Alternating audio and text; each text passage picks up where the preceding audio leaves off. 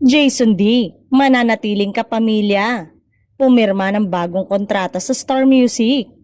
Kasabay ng kanyang ika-10 taon sa industriya, ang isang mahalagang milestone sa karir ng The Voice PH Season 2 Grand Winner at kapamilya singer-performer Jason D. Kahapon May 15, mas pinagtibay ang pananatili ni Jason bilang kapamilya nang siya ay muling pumirma ng kontrata sa Star Music.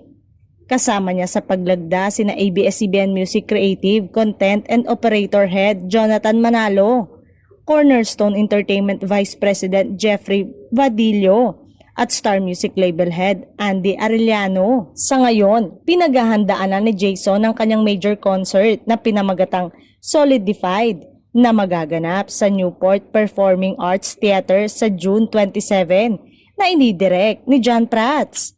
Nagpapasalamat naman si Jason sa ABS-CBN sa pagkakataon na ibinigay sa kanya ng network at maging ang kapamilya sa pasya nitong manatili bilang isang loyal kapamilya.